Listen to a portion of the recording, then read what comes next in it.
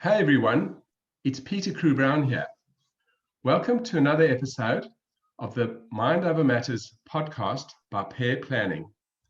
The topic for today is Fulfilling a Million Dreams Through Storytelling with Gillian Seale from Tailored Yarn. Gillian is the world's first storyteller, creating bespoke memory books.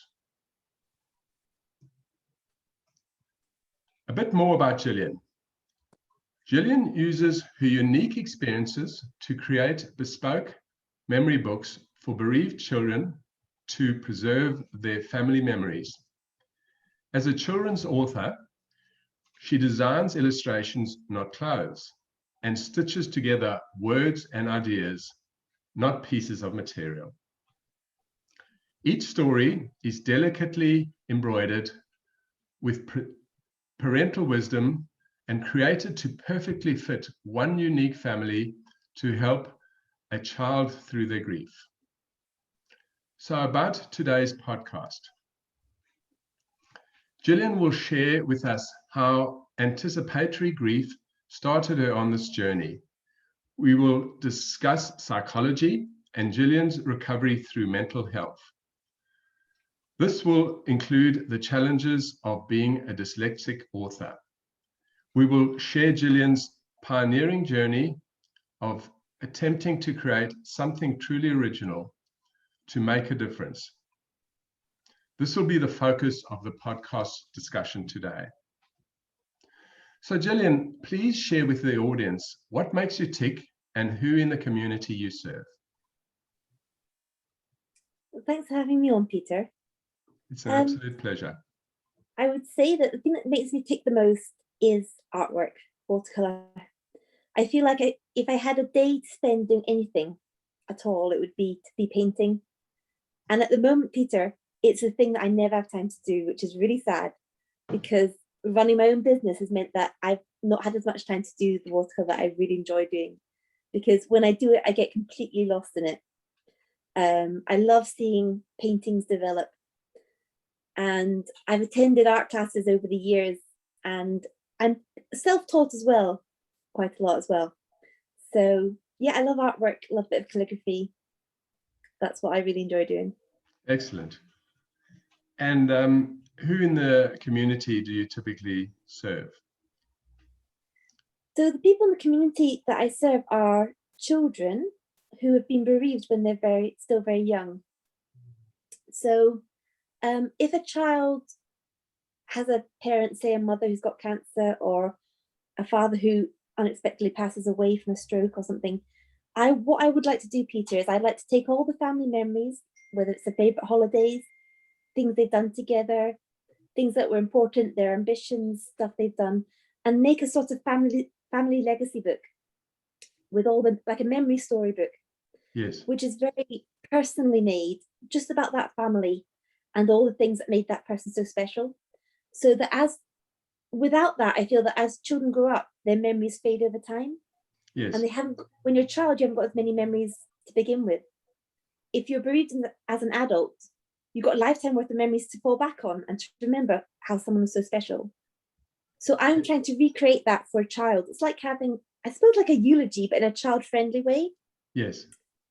So yeah, I think it's a brilliant idea. I'm not aware of anyone else who does this. I've not researched it, but yeah, I think it's a truly wonderful thing because I guess, getting through grief on its own is one thing, but having a memory that you can keep, for all time, I guess is a silver lining, if you like, in that grieving process. So I think the work you do is really very noble, and I applaud you for doing it.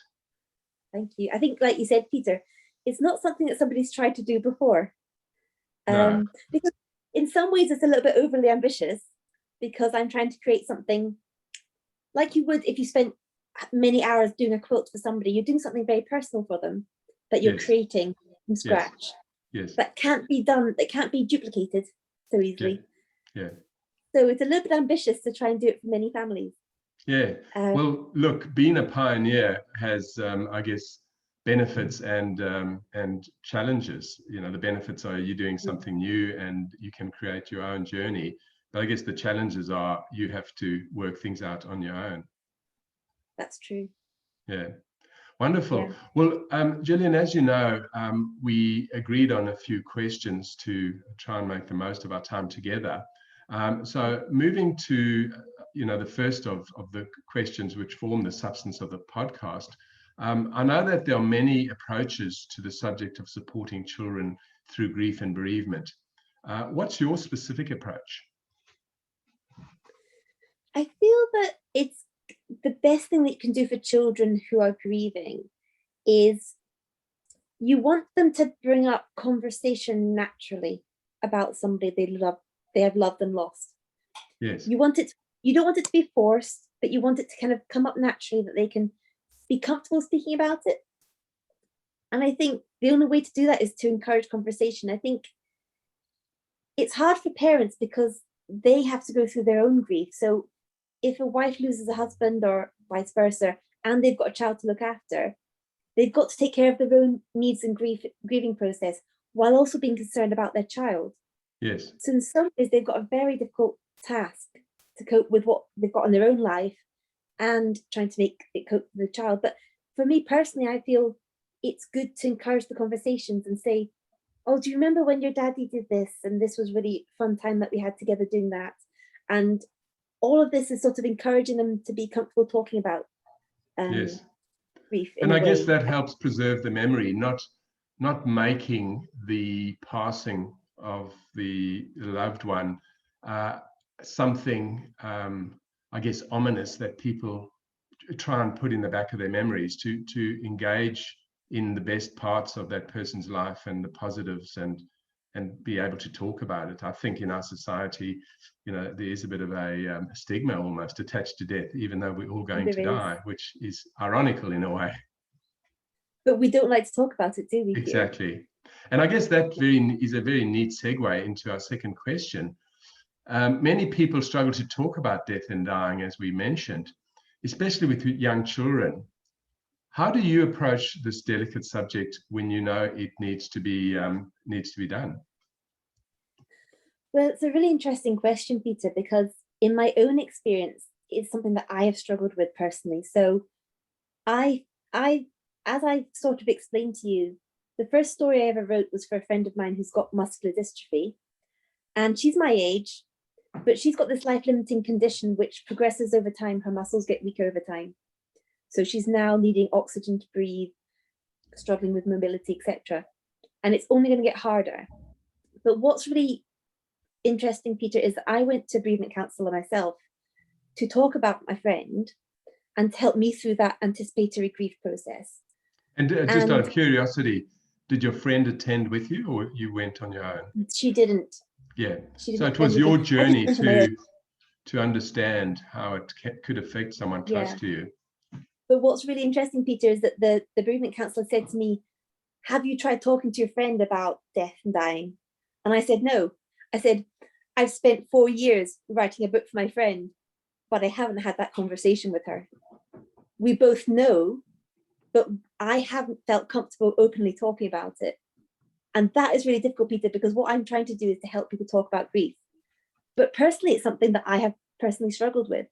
Yes. And I think in some ways, Peter, my friend would be very comfortable talking about it. And she's more comfortable with it because she's known all her life that she's had a diagnosis that means the inevitable. She probably won't live as long as everybody else. But I personally find it much harder. I don't know if it's very British. I don't know. Death is a very difficult topic to bring up. And I think it's difficult to bring up with somebody who knows is dying. Yeah, I dare say that the taboo, if you like, associated with death is kind of a Western thing. I believe there's many cultures who really embrace the concept of death, and they almost celebrate it. Whereas in the West, certainly in South Africa, where I grew up, and in Australia, the sentiments that you mentioned are the same. People choose not to talk about it, and it's a great shame. My mother's currently in the final days of her life in South Africa, and she's very wise, and she's happy to talk about it, and she's been planning for her death for a long time. And I really love the concept of being able to talk about it with her, even though it's confronting and sad. You can't move away from reality. You have to talk about it. And I think it's doing a disservice to the one who's got the ailment to not talk about it. I think that's very true. Yeah, well, look, I really appreciate you sharing this personal story with your friend. I'm sure that it's something that is very close to your heart. Moving on to the next question, if I may. What are, say, the 3 biggest roadblocks concerning bereavement books that your clients currently have? Well, I would say that definitely one of the biggest roadblocks, Peter, is that there are lots of families out there who it would be lovely to give a book to give this personal gift written specially for them, for the children, to help them growing up. But the difficulty, Peter, is that it's a sensitive topic, and it's also all about timing as well, because it would be really insensitive to speak about it when somebody's recently been bereaved. But everybody's journey through grief is different. And actually, somebody might want a book 6 months down the line, and somebody might not be ready for a few years. So it's, how do you get the timing right? Because when I set up my business, Tailored Yarn, I thought I'm going to be writing books for families with terminal illness. So when they've got a diagnosis, they know that they want to leave their children something special in a legacy, a fictional legacy. But actually, in reality, Peter, that might be completely the wrong time, because if you have a terminal illness, you've got treatment to go through, you've got the hope of recovery, you might have operations, you've got all this other stuff, you just want to spend time with your family. It might be completely the wrong time. It could be a distraction to many other things that are higher priorities. Yep. So my problem is, how do I know when it's the right time for somebody? That's a difficulty. And you wouldn't want to put pressure on anybody. You don't want to go for a hard sell. You want them to come to you in their own time when it's right for them. That's really, so it's very much, for me, it's very much telling people what's available, and if it's right for them, when it's right for them, to know where to find me. But you don't want to be pursuing people. You don't want to put pressure on anyone. It's a very sensitive topic, and that's probably one of the biggest roadblocks. Is it's a difficult issue to getting the timing right. Yeah. And you, as you say, you don't want to be getting in the way of many other things that are happening at the same time. You want to be a facilitator rather than a hindrance. That's right. So I would say that the second roadblock that I would speak about would be, as we've already briefly mentioned, it's wonderful to have an idea that's not been thought of before, to pioneer a new, but nobody's looking out for it. Nobody knows it exists. So in a way, you've got a bigger challenge in front of you, because if everybody knew about bespoke bereavement books, you might get lots of people looking for you, but nobody's heard of it. Nobody's expecting it. So that's one of the trouble, is that it hasn't been done before and people aren't looking for it. So you need to, I guess, create the market, as it were, for this service that you provide. And I guess you've got to do it very skillfully and tactfully. You can't be promoting something like this in a time of great sensitivity for these families. No, it's true. And are there any other sort of, if you like, roadblocks relating to bereavement books that you can think of? I think so. I think up until now, I've been doing the business all by myself. Now I've got 10 people, volunteers, helping me to do it, which is fantastic. But I think the difficulty is I got put forward by my university, Chester University, last year for a competition, entrepreneur competition. And I did a presentation, like, have you watched Dragon's Den, that type of thing? You have to do a business presentation in front of judges, and they judge I have. you and decide whether you win the prizes. So I didn't win the competition, but the feedback I got from the judges were, how on earth do you make this a sustainable business? Because it's a lovely idea to give out books to families, but how does your business survive? You've got to make sure that you've got a good business plan where you can sustain the business. Because if you're going to want to write 20 stories or even more, you'd have to employ other authors or illustrators. So you'd need to have the income side sorted. And that's the challenge for me, is that it's partly charitable. So it's a community interest company. It's wanting to do the charitable side, but needing to have a very good business side to balance that out so that you can survive and sustain the business. Yeah. As it grows.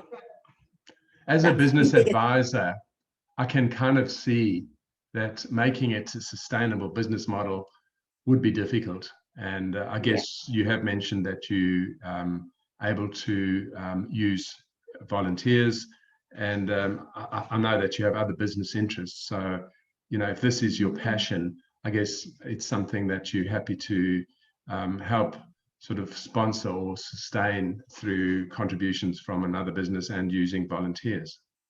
Yes. Yeah. Wonderful. But, you know, I just repeat again, I think the work you do is so noble, and you know, as a fellow human being, all I can say is it's wonderful to know that there's people like you out there who, you know, are so concerned about other people's sort of, you know, dealing with grief in a sort of humane way. Yeah. And I never, if you'd asked me 20 years ago, Peter, what I would end up doing as my career, this is the last thing I would have thought of at the time. Yeah, it is interesting, isn't it, how our careers take twists and turns. And we typically end up, I think, where our passions lie. You know, as you get older, you understand more the importance of doing fulfilling work. So, yeah, you know, you've landed in a place where I think society, you know, stands to gain a great benefit from what you do. Just moving to the next question. So what benefits have you seen for clients who have requested memory stories from you? So it's interesting. The first book that I've done so far, Peter, was for my best friend, and she didn't exactly request it. It was more that I found the inspiration from her to write the story.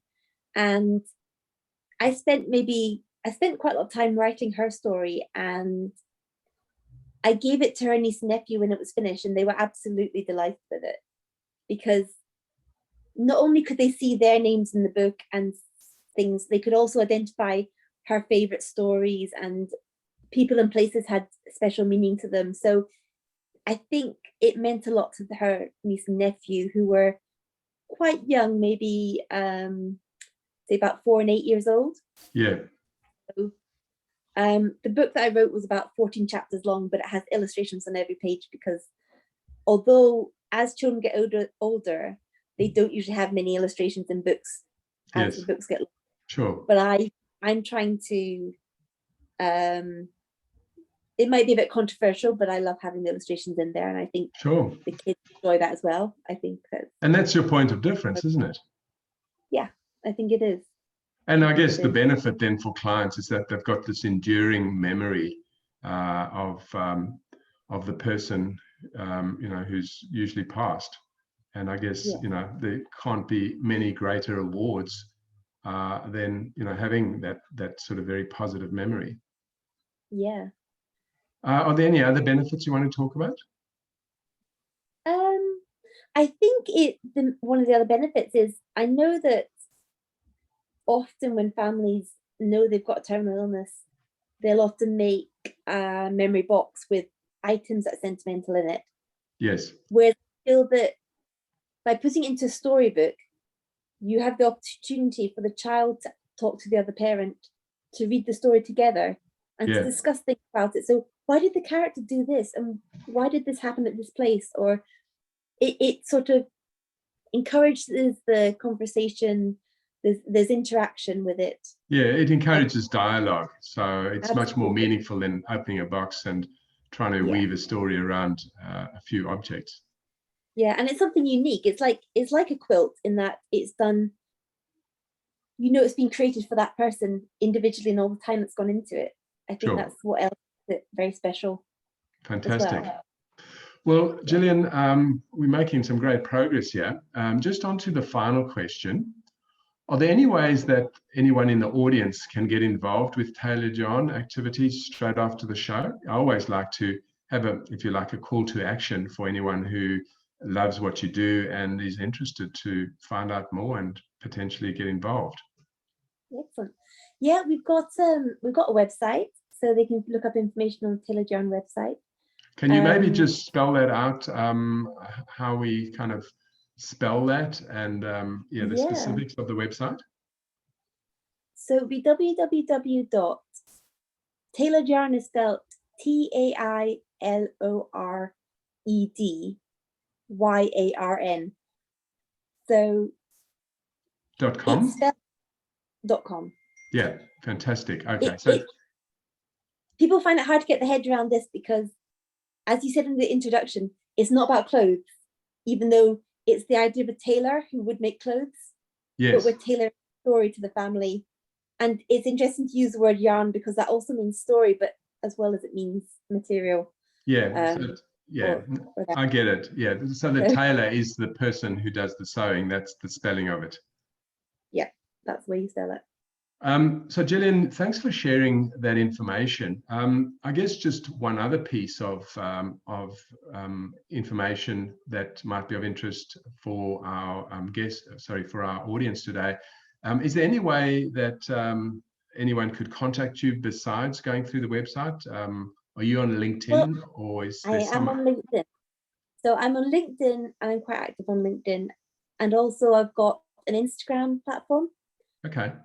Tailored Yarn Stories on Instagram, and I'm also on Twitter, but I'm not quite as active.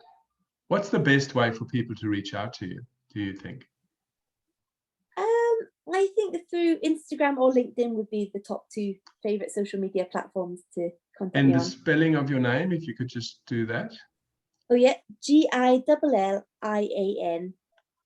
and then Seale, which is S for sugar, EALE. Okay, so it's like great. The animal, but with an E on the end.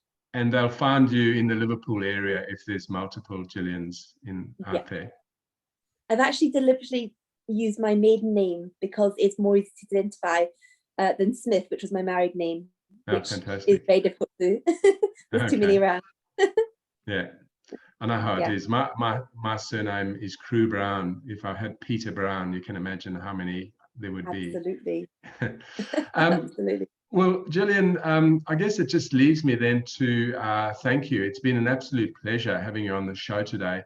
As I've said a couple of times, I have the utmost respect for the work you do, and society owes you a great debt. So, thanks for sharing your message today, and thanks for doing the work that you do. That's all right. Yeah. Cheers. Just finally, this is Peter Crewe-Brown signing off from episode 6 of the Mind Over Matters podcast.